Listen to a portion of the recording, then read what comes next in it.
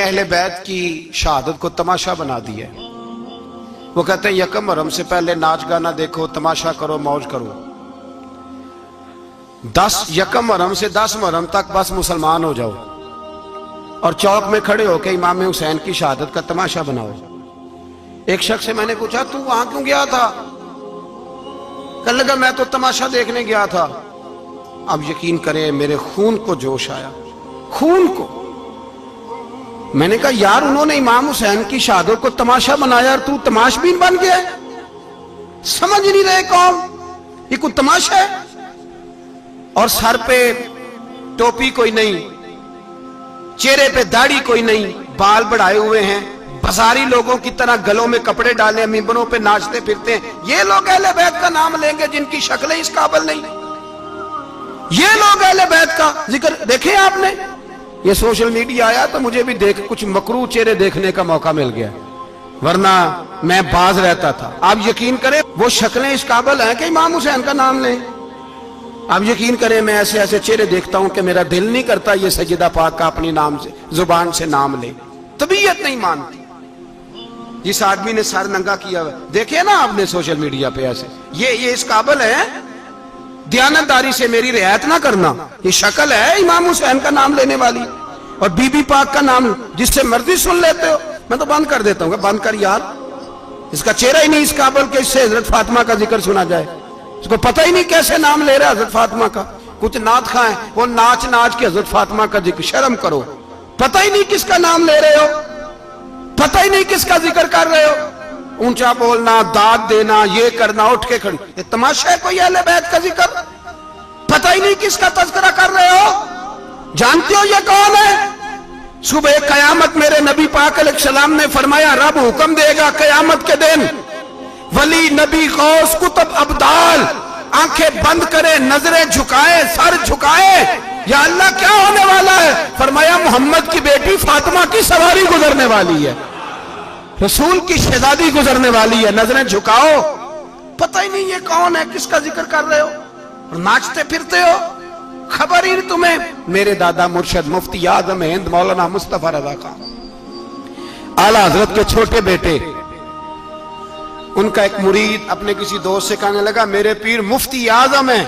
उसने कहा तुम सुन्नियों का तरीका है जिसको बनाते हो आजम ही बना देते हो, इमाम तो आजम, आला हजरत तो आला हजरत, मुफ्ती तो मुफ्ती है, तुम्हारा तरीका है। उसने कहा नहीं मेरे पीर वाकई बड़े आलिम है। उसने कहा मैं जाऊंगा ऐसा मसला पूछूंगा तेरे पीर को जवाब ही नहीं आएगा। वो साथ ले गया। जब सरकार मुफ्ती आजम की खिदमत में, आला हजरत के बेटे वो भी छोटे वाले, तेरी नस्ल पाक में है बच्चा बच्चा नूर का, छोटे बेटे आला हजरत के। बैठक में बैठे थे तो वो आ गया इतराज करने वाले को लेके, आपका मुरीद पूछ ले जो मसला पूछना है। बैठक के 2 दरवाजे थे, एक बार खुलता था एक घर में। बैठे सलाम कलाम के बाद कैसे आए हो? कहा हुजूर ये कोई बात पूछना चाहता है। और वो रस्ते में कह रहा था मैं ऐसा सवाल पूछूंगा तेरे पीर को जवाब ही नहीं आएगा। रस्ते में ये बातें करता आ रहा। कहा पूछो। उसने पूछा, कहने लगा जी बताइए नबी पाक अलैहिस्सलाम की 4 बेटियों के नाम क्या हैं? तो मुफ्ती आजम हिंद उठे, जो दरवाजा अंदर खुलता था उस कमरे से अंदर चले गए। वो इतराज, तनकीद आसान होती है, तामीर मुश्किल होती है, इतराज लोग फटाफट कर लेते हैं। कहने लगा तो तेरे पीर को तो 4 बेटियों के नाम नहीं आते, वो किताब देखने चले गए, वो तो देख के बताएंगे, उनको तो नाम नहीं याद। पर क्या करे, फाजिल बरेलवी का कमाल ही बड़ा अनोखा है। ये रजा के नेज़े की मार है कि अदुब के सीने में गार। आला हजरत का रंग ही कुछ निराला है। शहजादा आला हजरत वापस आए, सर पे इमामा है और दाढ़ी से पानी के कतरे गिर रहे हैं, और आके खड़े हुए तो फरमाने लगे मैं वुजू करने गया था, मैंने नबी पाक की बेटियों के नाम कभी बगैर वुजू के जुबान से अदा ही नहीं किए, मैं वुजू करने गया था। वो शख्स कहने लगा हुजूर वुजू के साथ? तो आंखों में आंसू आ गए। फरमाने लगे तुम्हें क्या बताऊं वो किस पाक घराने की शहजादियां हैं। रो पड़े, कहने लगे मेरे तो बाप का अकीदा है कि तेरी नस्ल पाक में है बच्चा बच्चा नूर का, तू है ने नूर तेरा सब घराना नूर का। मेरे में क्या करूं, मजबूरी है। हमारे बुजुर्गों ने अहले बैत की मोहब्बत का यह रंग पेश किया है। मेरे आला हजरत रहमतुल्लाह अलैह اب موضوع نہیں تھا, بات کہیں اور نکل جائے گی, عنوان بھی بیان کرنا ہے. پالکی میں بٹھا کے لے جایا جا رہا تھا, ڈولی ہوتی تھی, پالکی میں بٹھایا جاتا تھا علماء کو, جس طرح بچیاں ڈولی میں بٹھا کے. تو ہندوستان میں ایک رواج رہا کہ علماء کو لوگ پالکی میں بٹھا کے کندھوں پہ اٹھاتے تھے, 4 مزدور وہ ڈولی پالکی اٹھایا کرتے. اعلیٰ حضرت کو بھی اٹھا کے لے جایا جا رہا ہے. فاضل بریلوی نے فرمایا رکھ دو نیچے. نیچے رکھا تو فرمانے لگے تم میں سید زادہ کون ہے؟ حضور کیا ہوا؟ فرمانے لگے مجھے رسول اللہ کے خون کی خوشبو آ رہی ہے, مجھے خالص خون کی خوشبو آ رہی ہے. چپ کر گئے چاروں مزدور. آپ نے فرمایا تمہیں قسم ہو رسول پاک کی, بتاؤ تم میں سید زادہ کون ہے؟ تو ایک کمزور شخص اٹھا کہنے لگا حضور مزدور سے مزدوری لینی چاہیے, ذات برادری نہیں پوچھنی چاہیے. اعلیٰ حضرت نے فرمایا شاہ جی یہ آپ نے کیا کیا, مجھے ہی کندھوں پہ اٹھا لیا. لاکھوں لوگوں کا پیر اور ہزاروں مشائخ اور علماء کی آنکھوں کی ٹھنڈک, بریلی کے امام جن کا قلم اٹھے تو وقت کے بڑے بڑے سورما گردنیں جھکا دے. اعلیٰ حضرت رحمت اللہ تعالی علیہ پہلے تو اپنی پگڑی اٹھا کے پیروں میں بچھائی, کہنے لگے تیرے نانے کے نام پہ کھایا ہے, تیرے ہی کندھوں پہ چڑھ گیا ہوں, واسطہ مصطفیٰ کا مجھے معاف کرو. تو شہزادے نے پگڑی اٹھائی, کہا حضرت ایسے تو نہ کیجیے. فرمایا نہیں ابھی میرا دل راضی نہیں ہوا. پھر اس شہزادے کو اعلیٰ حضرت رحمت اللہ علیہ نے پالکی میں بٹھایا.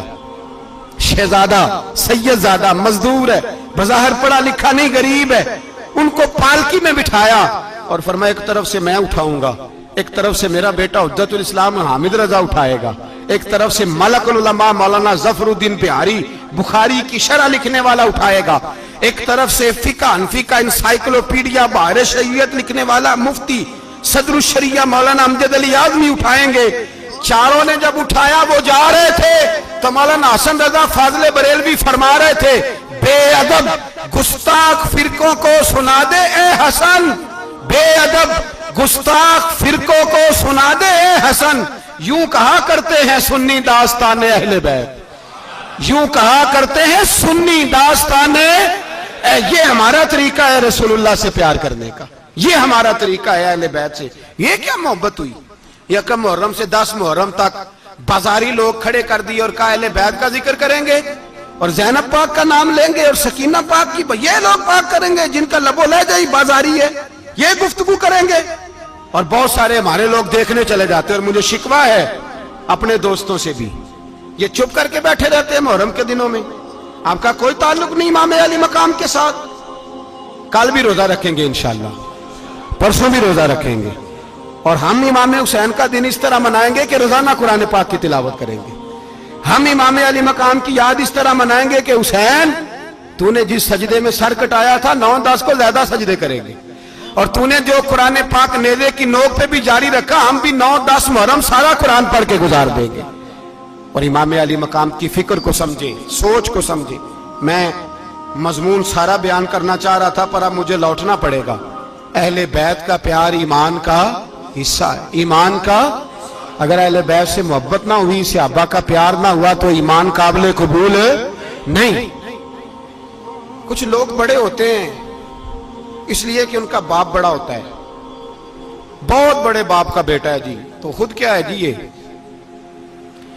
امام حسین بہت ہی بڑے باپ کے بیٹے تھے, بہت ہی بڑے باپ کے, بہت ہی بڑے باپ. مولا علی شیر خدا رضی اللہ تعالی, واقعی حضرت علی جیسا شیر کوئی نہیں ہے, ہی کوئی نہیں, آئے گا ہی کوئی, ہو ہی نہیں سکتا, سوال ہی نہیں پیدا ہوتا. علی بہرحال علی ہے, علی بہرحال کوئی جوڑ نہیں حضرت علی کا, کوئی ساتھ نہیں. میرے رسول پاک نے فرمایا یہاں بھی میرا بھائی ہے وہاں بھی میرا بھائی ہے, حضرت علی کا کوئی مقابلہ کر سکتا؟ اتنے بڑے باپ کا بیٹا.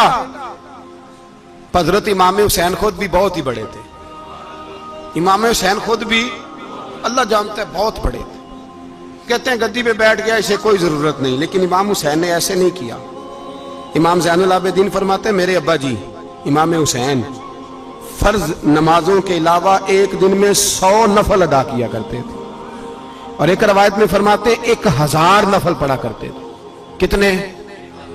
چلو تسی 50 پڑھ لے, بتاؤ تو صحیح نا کتنے. تو یہ جو امام حسین کا بڑا نام لینے والے ہیں, یہ تو ان سے پوچھو کہ تم تو نمازیں پوری نہیں پڑھتے. اور امام کا تو تعلق ہے نماز کے ساتھ. 9-10 محرم کی ساری رات امام حسین کیا کرتے رہے؟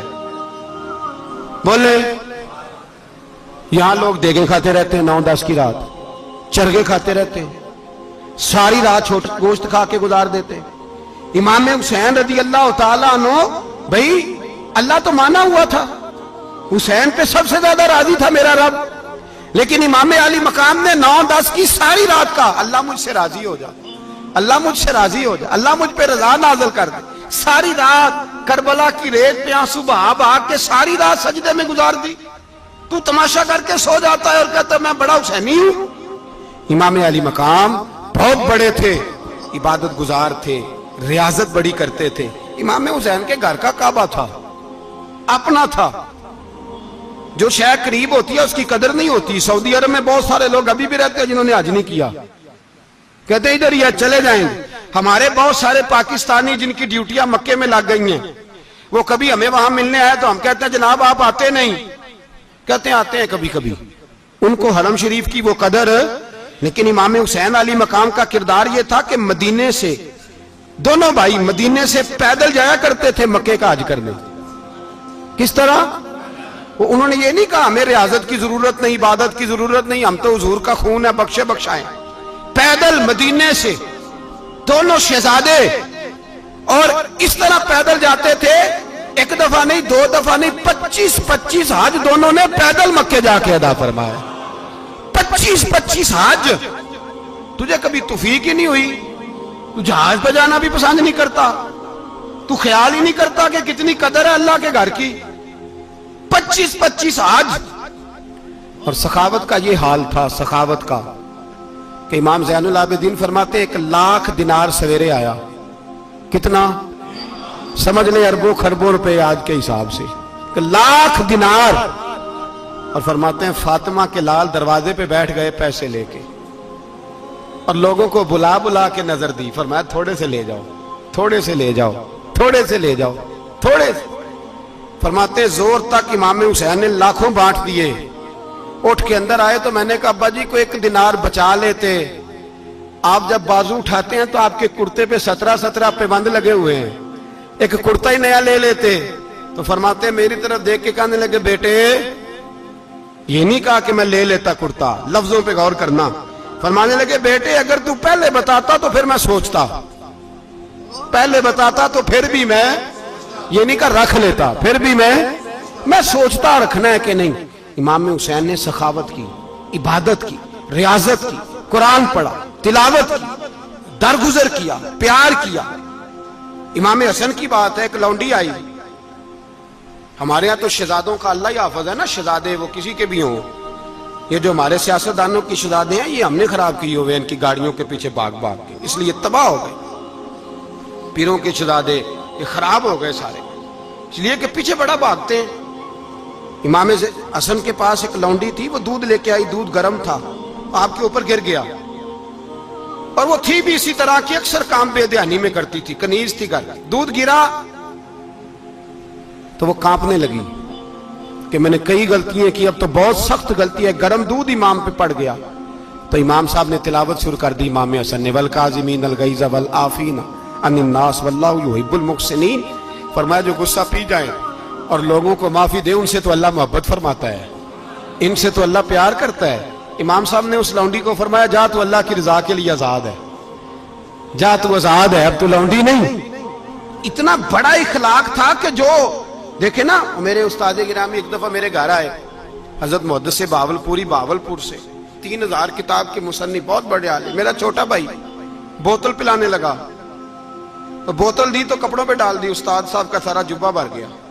کہنے لگے جزاک اللہ, بارک اللہ, اللہ مزید فزید, اللہ علم دے, فضل دے. تو میں نے کان میں کہا, میں کہ استاد جی انیاں دعاواں دینیاں سنتے, میں آپ روڑ چھڑ دا. اس نے کیوں یہ کیا ہے, مگر اتنی دعائیں دینی تھی تو میں ڈال دیتا آپ کے کپڑوں پہ پانی شربت, آپ نے اتنی دعائیں دے دی. بزرگ جلال کا مزاج نہیں. وہ شہزادے ہوتے ہیں جن کی طبیعت پہ ناگوار گزرتا ہے کہ یہ کیسے ہوگا. یوں امام حسین, امام حسن نے کسی جگہ بھی شہزادے بن کے وقت نہیں گزارا, اور میرے نبی پاک نے بھی انہیں شہزادے نہیں بنایا. ہم سب کے بچے شہزادے ہیں, جتنے بھی ہم ہیں نا, मेरा बच्चा जी मुंह से बात निकालता है तो मैं पूरी कर देता हूं, फिर भी नाफरमान है। मैंने कहा इसलिए नाफरमान है, अगर आधी पूरी करते